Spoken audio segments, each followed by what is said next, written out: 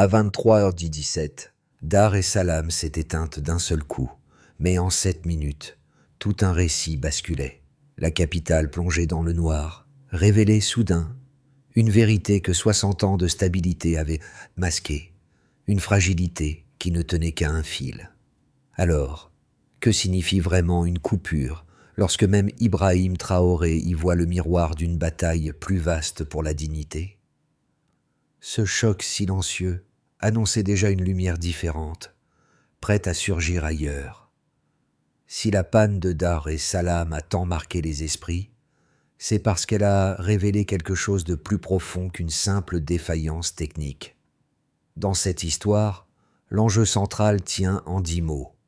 Comprendre comment un silence soudain redéfinit l'autorité publique. Ce qui semblait n'être qu'une coupure limitée a, en réalité, ouvert une brèche où se sont engouffrés doute, coordination et réécriture du pouvoir, chacun avançant au rythme d'une population qui refusait d'être reléguée à l'obscurité. La promesse de ce récit est claire, suivre, pièce par pièce, la manière dont une génération connectée a transformé un effondrement numérique en instrument d'émancipation collective. Et si le choc initial paraît local, ses répercussions touchent déjà bien au-delà des frontières tanzaniennes. Un phénomène discret, mais méthodique, que les chiffres, les images et les témoignages réunis permettent de décrypter sans extrapolation. La question n'est plus de savoir ce qui s'est éteint, mais ce que la lumière a révélé en revenant. La première révélation apparut avant l'aube. Les données de NetBlock indiquaient une chute de 90% du trafic en moins de 7 minutes.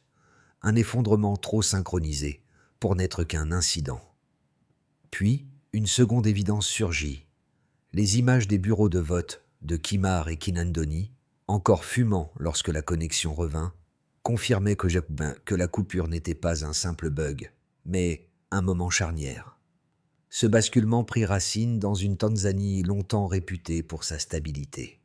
Depuis 6 décennies, Dar es Salaam incarnait une forme de calme méthodique, abritant un pays où l'absence de coups d'État et de guerre civile avait fini par devenir un argument politique. Ce socle rassurant, pourtant, masquait la tension croissante d'une jeunesse née dans la lumière permanente des écrans, habituée à des flux continus d'informations et d'échanges. Lorsque la ville s'est figée, ce continuum s'est brisé, révélant l'écart entre une promesse d'ordre et la réalité d'un contrôle devenu trop visible. Les rues, d'abord immobiles, se sont remplies d'étudiants, de vendeurs et de chauffeurs interloqués, cherchant un signal qui refusait obstinément de revenir. Dans ce silence, une inquiétude ancienne s'est réveillée, celle d'une parole que l'on cherche à discipliner. Au même moment, à des milliers de kilomètres, Ibrahim Traoré observait ce qui se déroulait comme un précédent à décrypter, estimant que le geste de couper une capitale en disait davantage sur la peur d'un État que sur la menace qu'il prétendait conjurer. Entre Dar es Salaam et Ouagadougou, un fil invisible reliait les images, jeunesse debout, hésitation du pouvoir, et tentative d'éteindre ce qui dépasse toujours les interrupteurs. La coupure devint alors une métaphore élargie. Ce n'était pas seulement l'interruption d'un réseau, mais la manifestation d'un rapport de force qui quittait les salles fermées pour s'exposer au grand jour. Et dans cette exposition soudaine, une génération comprenait que la stabilité vantée pouvait se fissurer par la simple disparition d'un flux, preuve qu'un noir absolu peut parfois éclairer davantage qu'une journée entière. Dans les heures qui ont suivi la coupure, les premiers repères sont venus de visages précis, ceux qui ont transformé la stupeur initiale en mouvement concret.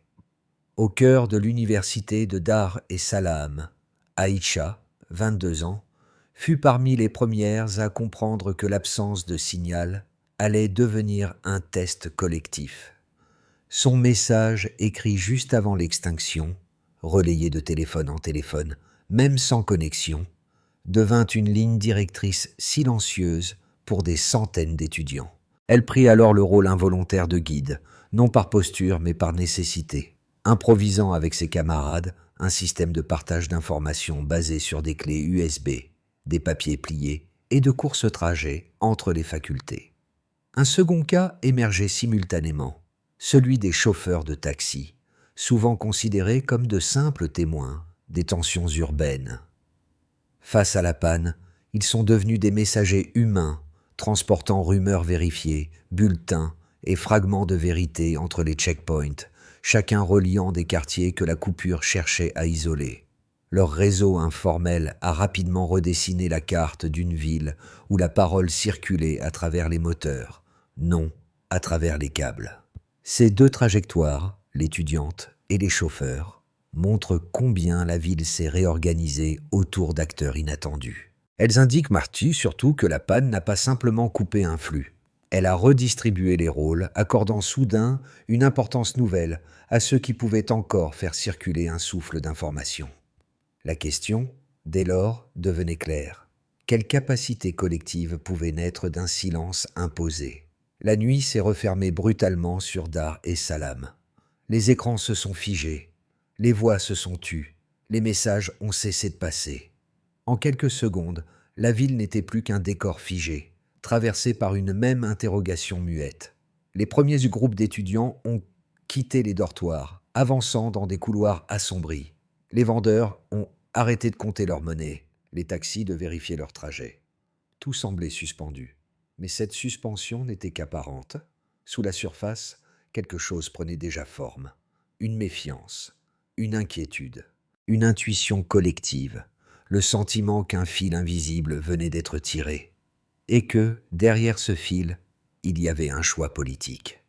Ibrahim Traoré, depuis Ouagadougou, y a vu le même mécanisme qu'il avait observé dans d'autres crises. La peur d'un État qui précède toujours la justification officielle. Lorsque la connexion est revenue par à-coups, elle n'a pas apporté de soulagement. Elle a dévoilé les flammes des bureaux de vote, les silhouettes courant dans des ruelles saturées de fumée, les premiers tirs de grenades lacrymogènes, les cris étouffés par les gaz. L'illusion d'ordre s'est effondrée au moment même où les écrans se rallumaient. Les étudiants ont commencé à descendre les escaliers en bloc. Les taxis ont convergé vers les artères principales. Les vendeurs ont formé des lignes improvisées, martelant casseroles et bidons. Le rythme de la contestation s'est accéléré comme une pulsation nouvelle, franchissant les quartiers en vagues successives. Les forces de l'ordre ont tenté d'encercler l'université. Des grenades ont explosé. Des caméras ont été braquées sur des foules en mouvement. Mais les images circulaient plus vite que les consignes. Le réseau numérique était coupé. Le réseau humain, lui, se densifiait.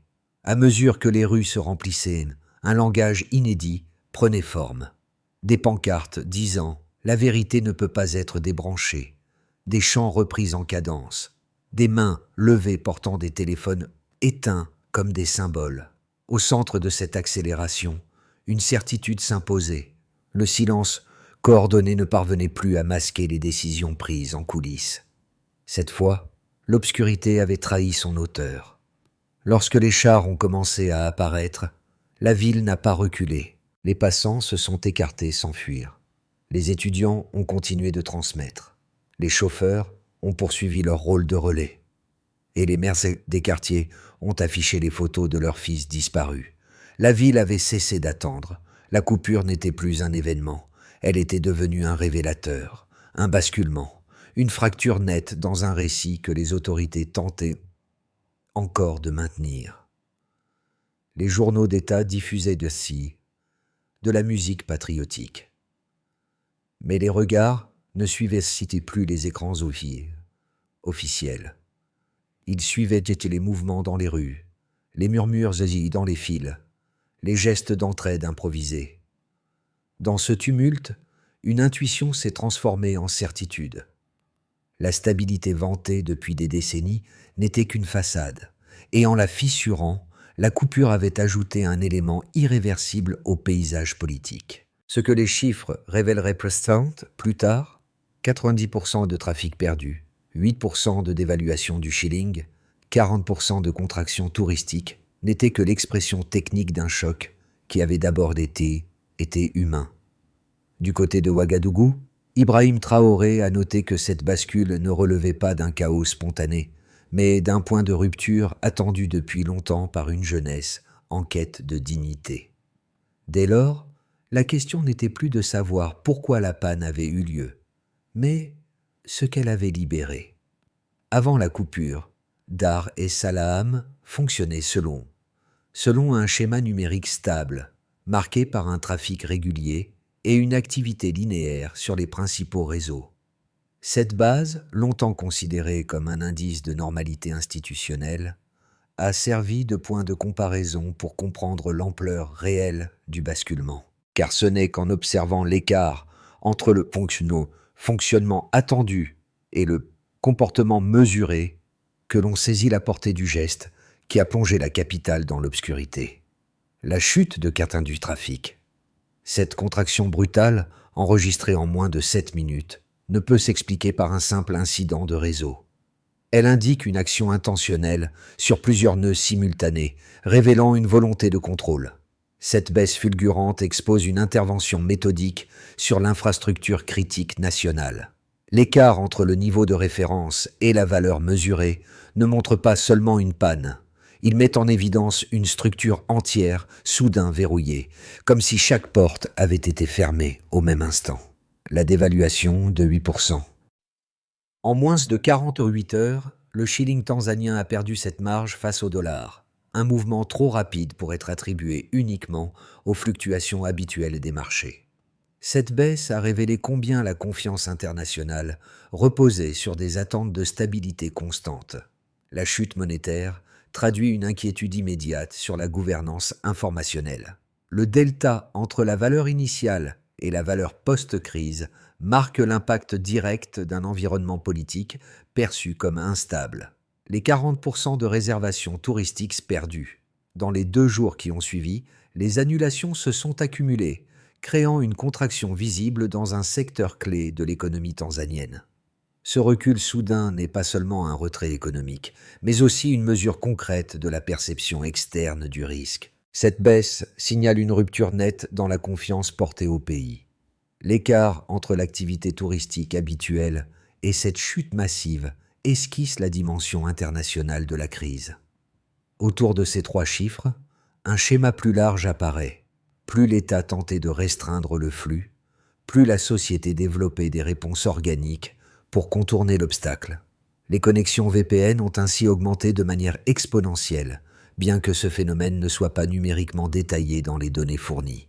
Ce mouvement dessine une dynamique où le delta social se renforce au fur et à mesure que le delta institutionnel se creuse.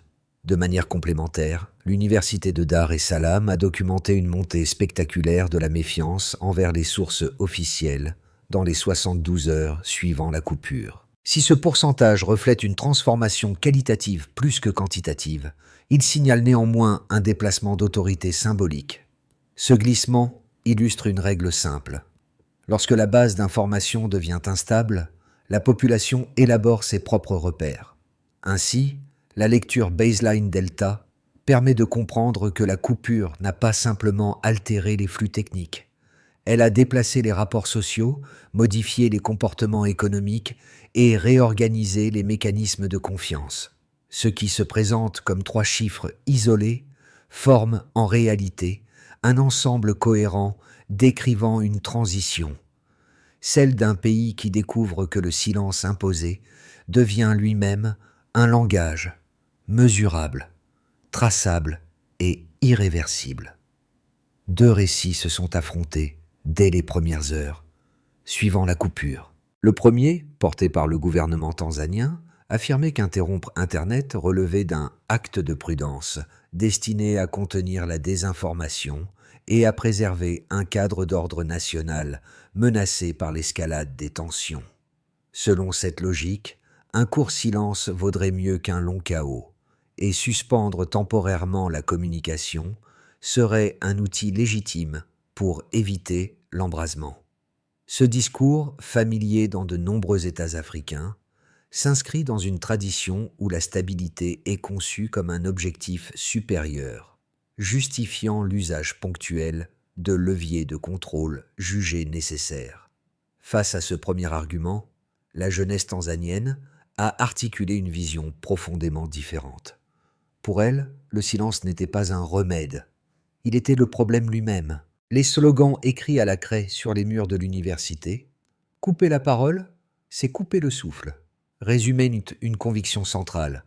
L'ordre sans dignité n'est qu'un décor, et un calme imposé ne représente pas une véritable cohésion sociale. Les étudiants rappelaient que chaque VPN installé, chaque tract imprimé dans les laboratoires, chaque relais humain dans les taxis incarnait une preuve empirique que la population refusait l'idée d'un apaisement obtenu par l'effacement des voix. Pour rendre justice à ces deux positions, il faut reconnaître la cohérence interne de chacune. L'État, confronté à des bureaux de vote incendiés, à des foulées en mouvement et à une propagation rapide de rumeurs, voyait dans la coupure un moyen de réduire l'amplitude du choc. La jeunesse, elle, voyait dans ce même geste la confirmation d'un déséquilibre déjà existant, celui d'un pouvoir qui, en tentant de verrouiller la narration, révélait son propre malaise face à une société de plus en plus capable de s'organiser. Le point de bascule apparaît lorsque les données entrent en scène. La chute de 10% du trafic en 7 minutes, l'effondrement monétaire de 8%, la baisse touristique de 40%. Ces chiffres, mentionnés dans les analyses publiques, montrent que le prix de ce silence protecteur a dépassé l'effet escompté. Ils indiquent que la coupure n'a pas calmé la situation, elle l'a amplifiée. Ainsi, même en accordant aux autorités le bénéfice de la prudence, les données disponibles soulignent que la stratégie n'a pas atteint son objectif. Le contrôle a produit l'inverse de la stabilité. Et c'est précisément ce renversement que les étudiants, les journalistes et les chauffeurs ont interprété comme un signal durable, celui d'une société qui ne se laisse plus définir par le silence. Une phrase suffit parfois. Quand la population de Dar et Salam a compris que la coupure n'était pas seulement technique, mais stratégique, la dynamique entière du récit a changé. Les étudiants ont transformé la bibliothèque en quartier général, reliant Kimar, Kinondoni et Morogoro avec un réseau maillé qu'aucune interruption ne pouvait neutraliser. Chaque clé USB circulant entre deux campus devenait un fragment de vérité échappé d'un paysage saturé de gaz lacrymogènes. Les journalistes bannis créaient des sites miroirs depuis l'étranger, tandis que les maires des quartiers pauvres accrochaient les photos de leurs fils disparus sur des étals bardés de poussière. Dans cette recomposition organique, un second réseau, humain, dense, imprévisible, s'est imposé comme la véritable infrastructure de la ville. C'est précisément cette émergence parallèle qu'Ibrahim Traoré observait, y voyant le signe d'un affrontement plus ancien, celui entre la peur qui verrouille et la dignité qui circule malgré tout. La panne, loin d'avoir éteint le récit, avait déclenché une propagation plus rapide que les câbles coupés, une sorte de lumière horizontale se frayant un chemin là où les interrupteurs perdaient leur portée. Le point médian était là. La maîtrise technique venait d'être supplantée par une force collective que rien ne pouvait isoler. Les répercussions de la coupure se sont déployées en 4 cercles distincts, chacun révélant une facette d'un pays qui découvrait soudain sa propre vulnérabilité et sa propre force. Dans les marchés de Dar es Salaam, les gestes ont changé avant les mots.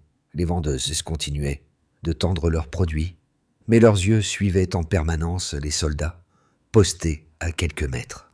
Les bracelets marqués UAZ passaient discrètement de main en main, véritable trace matérielle d'une solidarité née dans l'urgence. Les habitants apprenaient qu'à communiquer par signaux, par papier plié, par fragments de discussion glissés entre 2 étals.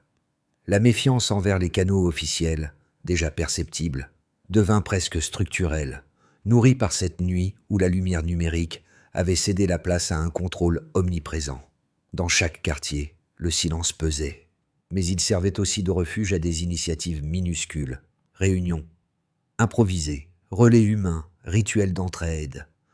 Les entreprises furent confrontées à un tournant immédiat. Les petites structures, dépendantes des paiements mobiles et des commandes en ligne virent leur flux se paralyser durant plusieurs heures, puis leurs clients hésitaient à revenir. Les acteurs du tourisme subirent dans de plein fouet la chute des réservations, 40% en 48 heures, signe que la confiance internationale reposait sur un équilibre plus fragile qu'anticipé. Certaines agences durent s'en suspendre leurs activités, tandis que des hôtels rapportaient des annulations en cascade, comme si la panne avait rendu visible une inquiétude longtemps sous-jacente. Pour les commerçants locaux, ce moment constitua un signal clair. L'économie n'était plus isolée des décisions politiques, mais vulnérable à chaque coupure imposée. Les institutions, elles, entrèrent dans une phase de crispation. La présidente Samia Suluhu Hassan réunit en urgence ses ministres. Les rapports classés s'entassaient sur la table. Et la formule la plus répétée fut « reprendre le récit ». Le pouvoir comprit trop tard que le geste destiné à restaurer l'ordre avait rendu visible l'étendue de sa nervosité. La coupure, loin de contenir les tensions, avait produit l'effet inverse. Elle avait révélé la distance entre un État persuadé d'agir pour la stabilité et une population convaincue d'être réduite au silence. Même les diplomates étrangers, pourtant habitués à des déclarations prudentes, virent leur communiqué sonner creux. Le fossé devenait générationnel plus que politique. Au-delà des frontières, la secousse se propagea rapidement. De Nairobi à Accra, des étudiants partageaient les images filtrées de la nuit tanzanienne, fascinés par l'improvisation des réseaux humains. L'Union africaine appela au calme et dialogue, mais ce fut la formule d'Ibrahim Traoré, la dignité et la véritable richesse de l'Afrique, qui s'imposa dans les radios de plusieurs capitales. Les pays voisins observaient un dilemme, voir dans la coupure un modèle de contrôle, ou y lire un avertissement contre les effets de la répression numérique. La région entière découvrait qu'une panne locale pouvait devenir un miroir continental, reflétant des tensions, des aspirations et des fractures partagées. Ainsi, ces 4 sphères, citoyens, entreprises, institutions et voisins, ont révélé un même paysage, celui d'un pays où le silence imposé avait produit plus de voix qu'il n'en avait étouffé. Et chaque voix, même faible, contribuait à redéfinir les contours d'un récit que plus personne ne contrôlait totalement. Dans les mois suivant la coupure, 3 trajectoires se dessinent pour la Tanzanie, chacune dépendant moins de la technologie que de la manière dont le pouvoir et la société décideront d'utiliser, ou non, la mémoire de cette nuit. Dans cette configuration, l'État maintient une surveillance accrue, sans pour autant étendre ses mesures de répression. Les réseaux sont rétablis mais filtrés, les procès des leaders étudiants progressent lentement, et les médias travaillant sous un voile d'autocensure prudent. Le pays retrouve une activité économique partielle. Les pertes touristiques se réduisent, les investissements hésitant encore, mais certains secteurs regagnent du souffle. La société demeure toutefois fracturée, portée par une méfiance qui s'installe dans les gestes quotidiens. Si ce scénario devient réalité, la Tanzanie survivra, mais sans résoudre ce qui a rendu la coupure possible. Ce scénario émerge lorsque les pressions combinées de la diaspora, des investisseurs africains et des universités poussent à une réforme structurée. Une autorité indépendante sur la cybersécurité est créée, appelée à encadrer légalement les coupures et à contrôler l'usage de la technologie dans le respect des droits. Les étudiants réintègrent leur campus, les journalistes obtiennent des garanties minimales, et le mot UAZ se transforme en programme régional dédié à la liberté d'information. Les cours reprennent, les organisations civiles deviennent partenaires, et le gouvernement découvre qu'un dialogue encadré peut restaurer une confiance endommagée sans céder pour autant le contrôle politique. Dans cette configuration, la panne de 2025 entre dans les manuels scolaires comme le déclencheur d'une conscience civique renouvelée. Ici, le pouvoir double ses efforts. Les lois restreignent l'usage des VPN, les ONG sont accusées d'ingérence, les arrestations s'accélèrent et les capitales voisines imitent le modèle. Les réseaux deviennent des outils d'observation plus que d'échange, et les journalistes perdent leur marge de manœuvre. La région glisse alors vers une acceptation du silence, comme pratique ordinaire. Ce scénario, pourtant, repose sur une condition fragile. Si la jeunesse accepte de se retirer durablement, alors l'État pourra imposer une stabilité apparente. Mais si elle persiste à contourner, transmettre, documenter, la pression rendra ce modèle intenable à long terme. Ces trois chemins, modération, réforme, verrouillage, montrent que l'issue de la panne ne dépend pas de sa durée, mais de son interprétation. Ce qui est en jeu désormais n'est pas seulement la technologie, mais la manière dont un pays décide de définir son avenir à partir d'un moment où tout s'est éteint pour mieux révéler ce qui tenait encore. Ce récit touche trois catégories de spectateurs, chacune y lisant un écho différent de sa propre expérience. Pour celles et ceux qui ont grandi dans un monde où la communication circule sans interruption, la nuit de Dar es Salaam résonne comme un avertissement. Ils reconnaissent, dans la détermination d'Aïcha et de ses camarades, une manière de refuser la résignation numérique. Ce public voit dans la panne un miroir de sa propre fragilité. Tout ce qui semble acquis peut disparaître en quelques secondes. Mais il y voit aussi une force possible, celle de transformer une coupure en espace d'organisation. Pour les parents, les enseignants, les commerçants et les travailleurs qui s'efforcent de maintenir un quotidien stable, la coupure rappelle la valeur d'un ordre que l'on pensait solidement installé. Ils observent avec prudence les risques de l'escalade, mais perçoivent également l'énergie nouvelle qui traverse la jeunesse. Ce moment crée une tension entre inquiétude et admiration. Inquiétude face à l'incertitude, admiration devant la capacité de coordination qui a émergé sans réseau officiel. Cette catégorie y voit une leçon sur le rôle crucial de la confiance, trop souvent négligé dans les débats politiques. À l'étranger, étudiants, journalistes et chercheurs suivent l'épisode tanzanien comme un laboratoire politique. Ils y lisent un phénomène régional, révélant la place croissante des infrastructures numériques dans les équilibres du pouvoir. Pour eux, la nuit de la coupure pose une question essentielle. Que devient une société lorsque la technique cesse d'être un simple outil et devient le théâtre même du conflit? Ils observent la propagation du hashtag UAZ, la circulation des archives, la densité humaine qui se substitue aux câbles, autant d'indicateurs d'un basculement qui dépasse les frontières. Pour ces trois groupes, connectés, prudents, observateurs, l'histoire de Dar et Salaam n'est pas seulement un événement.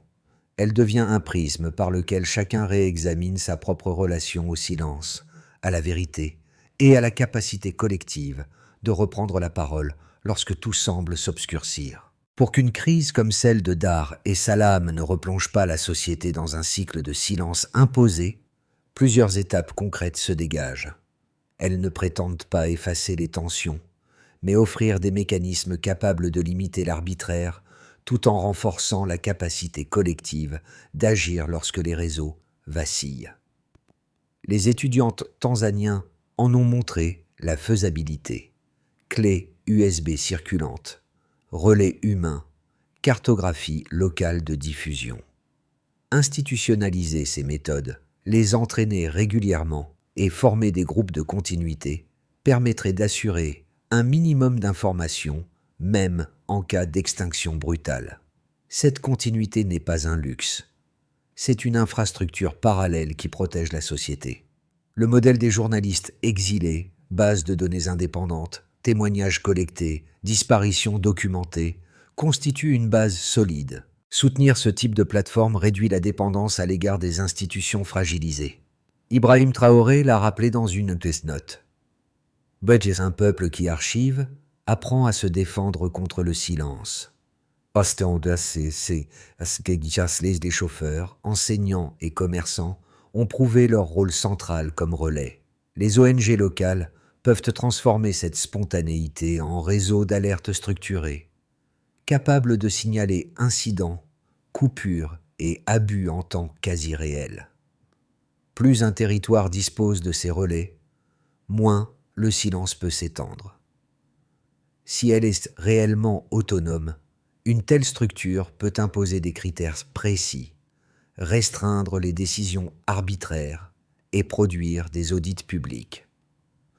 Cette transparence crée un coût politique pour toute coupure injustifiée. Apprendre à détecter la manipulation, comprendre la circulation de l'information et évaluer les risques permet à une génération entière d'éviter les pièges qui rendent les coupures efficaces. Ainsi, une crise qui semblait n'être qu'un noir soudain peut devenir le point de départ d'un système résilient, capable de répondre même lorsque les câbles se taisent. Au cœur de l'histoire, une image revient comme un fil discret. La bibliothèque transformée en quartier général, là où Aïcha et ses camarades faisaient circuler clés USB et papiers pliés pendant que la ville suffoquait sous les gaz. C'est ce lieu, modeste et chaotique, qui sert désormais de repère pour comprendre ce que la coupure a réellement déclenché.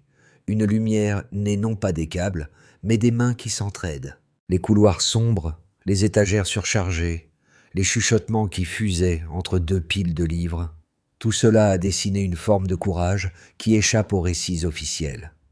De Ouagadougou, Ibrahim Traoré a reconnu dans ses gestes minuscules la continuité d'un murmure ancien, celui d'une dignité qui refuse de s'éteindre. Il n'y voyait pas une révolte spectaculaire, mais un battement régulier, têtu, semblable à la flamme que les étudiants transportaient entre les campus malgré les barrages. Ce battement relie désormais Dar es Salaam à d'autres capitales, comme si chaque acte silencieux devenait une étincelle capable de rallumer une mémoire partagée. Et lorsque les réseaux ont été rétablis, la bibliothèque n'est pas redevenue un simple lieu d'étude. Elle est restée un symbole discret, rappelant qu'une lumière improvisée peut tenir tête à n'importe quelle obscurité, si brève soit-elle.